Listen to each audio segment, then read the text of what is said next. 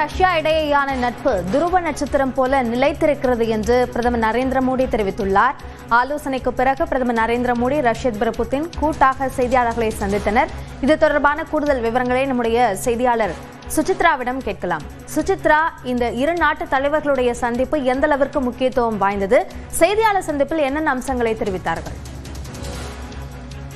India மற்றும் Russia இடையான உறவை பலப்படுத்தும் வகையிலான ஒரு மிக முக்கியமான ஒரு பயணத்தில் தற்பொழுது இந்தியாவிற்கு 2 நாள் அரசுமுறை பயணமாக வந்துள்ள ரஷ்யாவுடைய அதிபர் விளாடிமிர் புட்டின் இந்திய பிரதமர் மோடியுடன் நடந்த ஒரு ராஜாங்க ரீதியான பேச்சுவார்த்தை என்பது நடத்தியது குறிப்பிட்டது. அந்த பேச்சுவார்த்தைக்கு பிறகு பல்வேறு ஒப்பந்தங்கள் மற்றும் முடிவுகளை இந்தியா மற்றும் ரஷ்யா ஆகிய 2 நாடுகளும் எடுத்துள்ளது முக்கியமாக பார்க்கப்படுகிறது. 2030ஆம் ஆண்டு வரை இந்தியா ரஷ்யா இடையேயான பொருளாதார அந்த ஒத்துழைப்பு என்பது நிச்சயம் தொடர்ந்து செயல்படும் என்ற ஒரு அதிகாரப்பூர்வ அறிவிப்பை பிரதமர் மோடி டெல்லியில் நடைபெற்ற அந்த செய்தியாளர் சந்திப்பின் பொழுது அதிகாரப்பூர்வமாக வெளியிட்டுள்ளார். ரஷ்ய அதிபர் புதினுடனான ஆலோசனைக்கு பிறகு இந்த ஒரு முடிவை அவர் அதிகாரப்பூர்வமாக வெளியிட்டுள்ளது மிக முக்கியமாக பார்க்கப்படுகிறது. ரஷ்யாவுடன் ஒரு பேலன்ஸ் அடிப்படையில் வர்த்தகத்தை அதிகரிப்பதற்கான ஒரு ஒத்துழைப்பு என்பது தொடர்ந்து வழங்கப்படும் என்ற ஒரு அறிவிப்பையும் பிரதமர் மோடி வழங்கியுள்ளார். கடந்த 80 ஆண்டுகளுக்கும் மேலாக பல்வேறு ஏற்றத்தாழ்வுகளை கண்டிருந்தாலும் நெருக்கடியான சவாலான சமயத்தில் இந்தியா ரஷ்யா இடையிலான அந்த நட்புறவு என்பது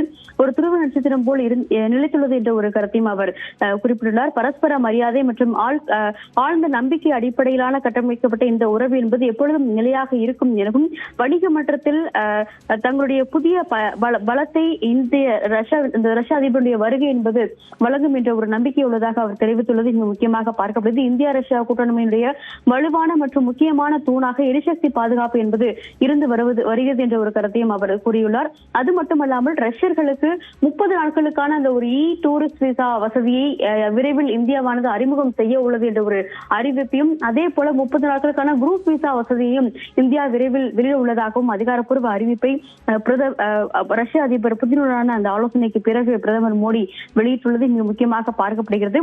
இது மட்டுமல்லாமல் சிவில் அணுசக்தி துறையில் பல்வேறு ஆண்டுகளாக ரஷ்யா மற்றும் இந்தியா இடையிலான அந்த ஒரு ஒத்துழைப்பு என்பது தூய்மையான எரிசக்திக்கான ஒரு முன்னுரிமையை 2 நாடுகளும்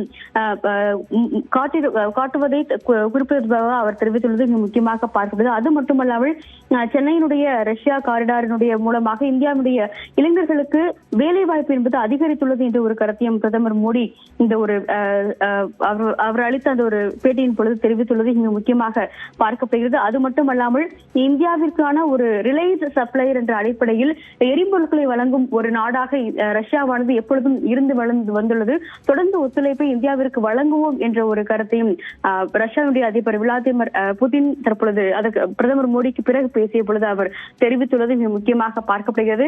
யூரேஷியாவினுடைய பல்வேறு பொருளாதார ஒப்பந்தங்களை இறுதி செய்யும் முடிவு என்பது இந்தியா மற்றும் கையில் உள்ளது. அதனுடைய மீதான ஒரு நடவடிக்கைகளையும் இந்தியா மேற்கொள்ளும் என்ற ஒரு நம்பிக்கை உள்ளதாக அவர் தெரிவித்துள்ளார். FTA ஒப்பந்தங்களை இறுதி செய்வதில் இந்தியாவினுடைய பங்கு என்பது மிகவும் அளப்பரியது என்ற ஒரு கருத்தையும் விளாடிமிர் புதின் பேசிய பொழுது அவர் குறிப்பிட்டுள்ளது மிக முக்கியமாக பார்க்கப்படுகிறது. 2 நாள் அரசுமுறை பயணமாக அவர் டெல்லி இந்தியா வந்திருக்கும் அவர் இன்று மாலை பல்வேறு ஆலோசனைகளை முடித்த பிறகு இன்று இரவு ரஷ்யா அவர் திரும்ப உள்ளது மிக முக்கியமாக பார்க்கப்படுகிறது. சுசித்ரா, இப்போ அமெரிக்கா ரஷ்யாவுடன் இந்தியா நெருக்கம் காட்டுகிறது, குறிப்பாக ஆயுதம் வாங்குவது, கச்சா எண்ணெய் வாங்குவது, இதற்கெல்லாம் எதிர்ப்பு தெரிவித்தா இந்தியாவிற்கான வரியை அதிகரிக்கிறோம் என்ற அந்த விஷயத்தை ட்ரம்ப் முன்னெடுத்தார். தற்பொழுது இந்த பயணம் அதை இன்னும் வலுவாக்குமா?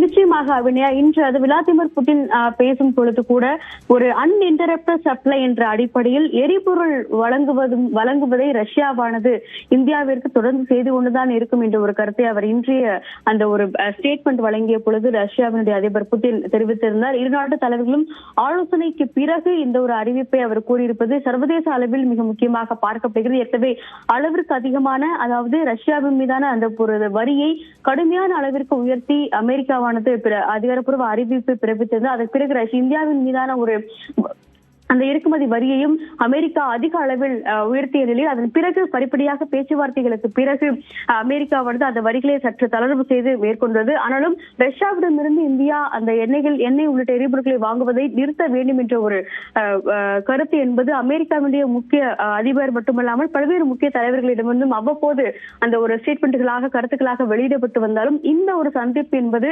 இந்தியா மற்றும் ரஷ்யா இடையான அந்த உறவை மிக முக்கியமாக இந்த எரிசக்தி பாதுகாப்பு உள்ளிட்ட விவகார விவகாரங்களில் அந்த உறவை மேம்படுத்தும் வகையிலான ஒரு சந்திப்பாகத்தான் இது பார்க்கப்படுகிறது என்று இரு தலைவர்களும் குறிப்பிட்டுள்ளதன் காரணமாக அமெரிக்கா மற்றும் ஐரோப்பிய நாடுகளுடைய அந்த ஒரு கருத்துக்கள் மேலும் தீவிரமாகலாம் என்ற ஒரு எதிர்பார்ப்பும் தற்போது நிலவிருக்கிறது. ஒரு 2030ஆம் ஆண்டு வரையிலான ஒரு ஒத்துழைப்பை இந்தியா ரஷ்யா தற்பொழுது இன்றைய அந்த ஆலோசனைக்கு பிறகு உறுதி பூண்டிருக்கும் நிலையில்தான் ஒரு வர்த்தகம் மட்டுமல்லாமல் எரிசக்தி பாதுகாப்பு உள்ளிட்ட அனைத்து துறைகளிலுமே இந்தியா ரஷ்யா இடையான அந்த ஒரு வர்த்தக பரிமாற்றம் என்பது மேலும் அதிகரிக்கும் என்ற ஒரு இண்டிகேஷன் தான் இரண்டு தலைவர்களுமே இன்றைய அந்த ஒரு செய்தியாளர்கள் சந்திப்பின் பொழுது வழங்கியிருக்கிறார்கள்.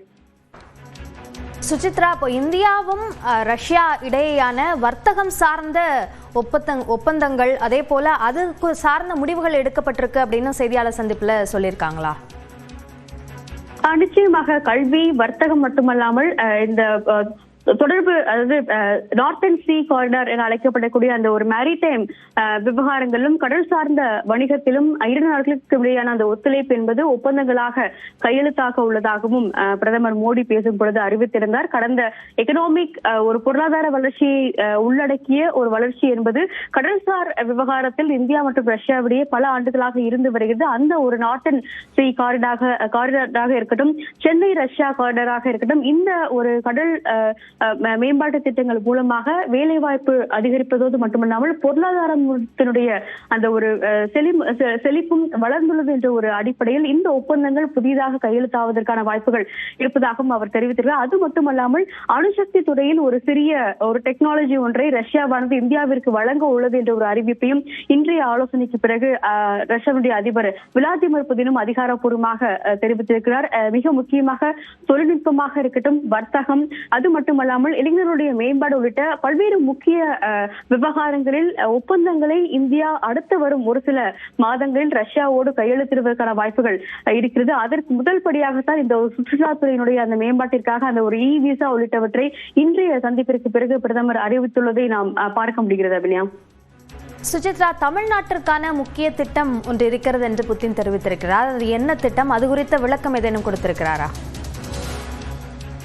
அப்படியே மிக முக்கியமாக ஏற்கனவே கூறியது போல சென்னை ரஷ்யா காரிடார் என அழைக்கப்படக்கூடிய அந்த ஒரு கடல்சார் காரிடாரை மேம்படுத்துவதற்கான ஒரு திட்டம் என்பது ஏற்கனவே இந்தியா மற்றும் ரஷ்யா இடையான ஒரு ஒப்பந்தமாக கையெழுத்தாகி அது செயல்பாட்டில் தற்பொழுது தொடங்கி இருக்கிறது. அந்த ஒரு மெரிடைம் செயல்பாடுகளை இந்தியா மற்றும் ரஷ்யா இடையான ஒரு மெரிடைம் கடல் சார்ந்த ஒரு செயல்பாடுகளை அதிகரிக்கும் வகையிலான ஒரு திட்டத்தை தான் இந்த ஒரு முறை பேசும் பொழுது அவர் குறிப்பிட்டுள்ளது மிக முக்கியமாக பார்க்கப்படுகிறது. அந்த திட்டத்தின் அடிப்படையில் கொண்டு வரப்படக்கூடிய அந்த ஒரு கடல் வழித்தடம் என்பது இளைஞர்களுடைய வேலை வாய்ப்பை அதிகரிப்பதற்கான ஒரு யுக்தியாக இருக்கும். அது மட்டுமல்லாமல் தொழில்நுட்பங்களை, கடல் சார்ந்த ஒரு தொழில்நுட்பங்களை இந்தியாவிற்கு வழங்கி அவர்களிடமிருந்து பயிற்சிகளை பெறுவதற்கான ஒரு வாய்ப்புகளும் இந்த இந்தியாவினுடைய கடற்படை மற்றும் இளைஞர்களுக்கு வழங்கப்படும் என்ற ஒரு வாய்ப்பின் அடிப்படையில் அந்த ஒரு திட்டம் மேலும் மேம்படுத்தப்படும் என்ற ஒரு கருத்தை தான் ரஷ்ய அதிபர் புதின் தெரிவித்துள்ளார். அபிநயா, சுசித்ரா, இப்போ ரஷ்யா உக்ரைன் போர் தொடர்பாக ஏதேனும்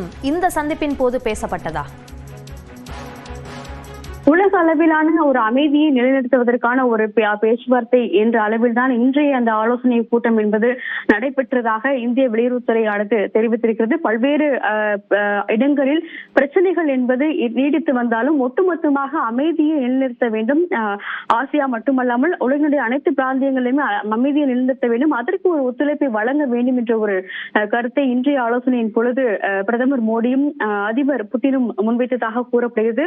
அதே போல தீவிரவாதத்திற்கு எதிராக இந்தியாவுடைய கொள்கைகளில் ரஷ்யா ஒத்துழைப்பு வழங்க வேண்டும் என்ற ஒரு கருத்தையும் பிரதமர் மோடி இன்று பேசிய பொழுது அவர் வலியுறுத்தியுள்ளதாகவும் போர் உள்ளிட்ட விவகாரங்களை நிறுத்தி வைத்துவிட்டு பொருளாதார மேம்பாட்டிற்கான ஒரு வளர்ச்சியை இரு நாடுகளும் மேற்கொள்ள வேண்டும் என்ற ஒரு ஒத்துழைப்பை இன்றைய சந்திப்பின் பொழுது இரு தலைவர்களும் ஒப்புக்கொண்டுள்ளதாக இந்திய வெளியுறவுத்துறை அமைச்சகமானது அதிகாரப்பூர்வமாக தெரிவித்துள்ளது. இருந்தாலும் இரு தலைவர்களும் குறிப்பாக பிரதமர் மோடியோ அல்லது ரஷ்ய அதிபர் புதினோ பேசும் பொழுது உக்ரைன் விவகாரம் தொடர்பான எந்த ஒரு கருத்துக்களையும் அவர்கள் வெளிப்படையாக முன்வைக்கவில்லை என்றேதான் நிச்சயமாக கூற வேண்டும்.